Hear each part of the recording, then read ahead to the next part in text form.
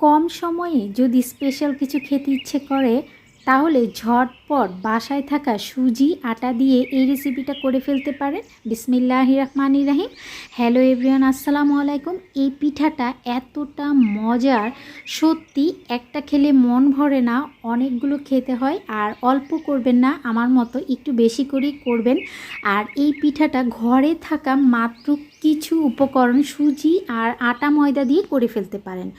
আজকে এই রেসিপিটার জন্য লাগছে আমার একটা ডিম। প্রথমেই একটা বাটিতে আমি একটা ডিম নিয়ে নিয়েছি আর হাফ কাপ চিনি নিয়েছি। ডিম আর চিনিটা খুব ভালোভাবে মিক্স করে নিতে হবে।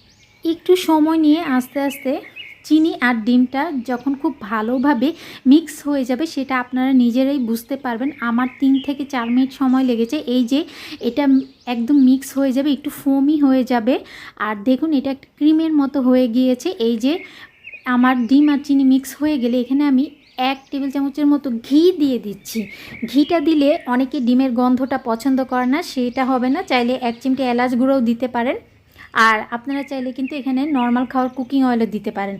আর আমি 1 কাপ ভরে ভরে ময়দা নিয়েছি, আপনারা চাইলে আটা দিতে পারেন। আর পিঠাটা আরও টেস্টি করার জন্য 2 টেবিল চামচ আমি গুঁড়া দুধ নিয়েছি আর 4 টেবিল চামচ আমি সুজি নিয়েছি। আমি আরও 2 টেবিল চামচ সুজি কিন্তু দিয়ে দিয়েছি। আর এখানে আমি হাফ চা চামচের থেকেও কম বেকিং সোডা নেবেন, বেকিং সোডা, খাওয়ার সোডা যেটা। আর হাফ চা চামচের থেকেও কম আমি খাওয়ার লবণ নিয়ে নিচ্ছি। এখন হাত দিয়ে আমি একটা ডো করে নিব। প্রথমেই এই ডোটা মনে হবে একটু স্টিকি মনে হবে, যেহেতু এটাতে ডিম দেওয়া আছে, একটু মনে হবে যে হাতে লেগে যাচ্ছে। আর সুজি দেওয়া আছে। আর এ পর্যায়ে যদি আপনাদের কাছে বেশি স্টিকি মনে হয় সেক্ষেত্রে আপনারা আরেকটু আটা বা ময়দা দিয়ে দিতে পারেন। এই যে এভাবে মিক্স করে প্রথমে হাতে এরকম লেগে লেগে আসছে। এই যে দেখুন পিঠার জন্য ডোটা এরকমই হবে। এটা আমি সেট হতে 10 মিনিটের জন্য রেখে দিব। এটা যখন সেট হয়ে যাবে তখন একটু শক্ত হয়ে যাবে, সুজিগুলো ফুলে যাবে। আর এরপর যে আপনার হাতে তেল মেখে নিতে পারেন, অথবা আরও কিছু আটা দিয়ে ডোটা আরেকটু শক্ত করে নিতে পারেন।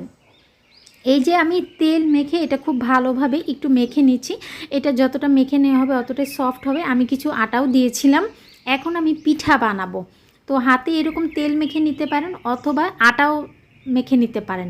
আটা মেখে দিলে পিঠাটা একটু শক্ত মনে হবে। আর যেহেতু আমি তেল মেখেছি পিঠাটা কিন্তু অনেক সফট। তো আমি প্রথমে গোল বলের মতো করে একটা চামচ নিয়ে খুব সহজেই এরকম ডিজাইন করে নিচ্ছি। এই যে দেখুন, এই যে।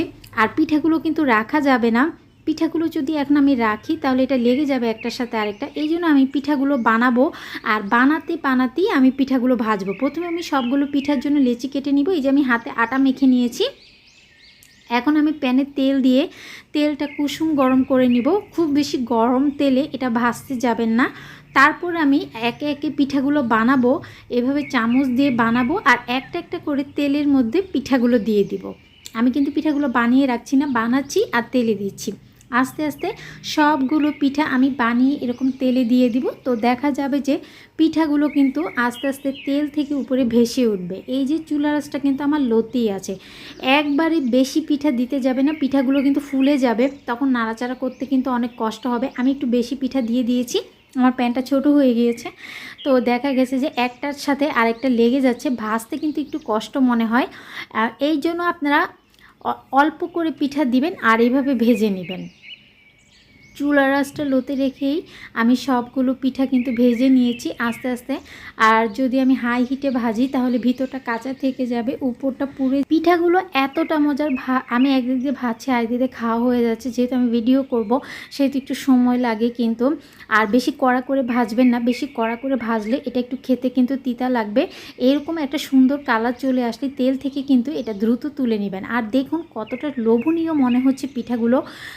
বাসায় গেস্ট আসলে অথবা বিকেলে ঝটপট কিন্তু আপনারা এই পিঠাটা করে ফেলতে পারেন। শীতে সবাই একটু পিঠা খেতে পছন্দ করে, এই শীতে কেউ মিস করবেন না। বাসায় থাকা কিন্তু আপনারা ময়দা বা আটা আর সুজি দিয়ে খুব সহজেই এই মজার পিঠাটা করে ফেলবেন। এখন নিশ্চয়ই অপেক্ষা করছেন ভিতরটা কেমন হলো দেখার জন্য। আর পিঠার ভিতরটা এতটা মজার, এটাকে কিন্তু বিস্কুট পিঠাও বলা হয়, যেহেতু পিঠাটা খেতে অনেকটা বিস্কুটের মতো। এই যে দেখুন কতটা মজার হয়েছে এই পিঠাটা, যাকে খাওয়াবেন সেই আপনার প্রশংসা করবে। আজ এখানে বিদায় নিচ্ছি, সবাই ভালো এবং সুস্থ থাকবেন। আসসালামু আলাইকুম, আল্লাহ হাফেজ।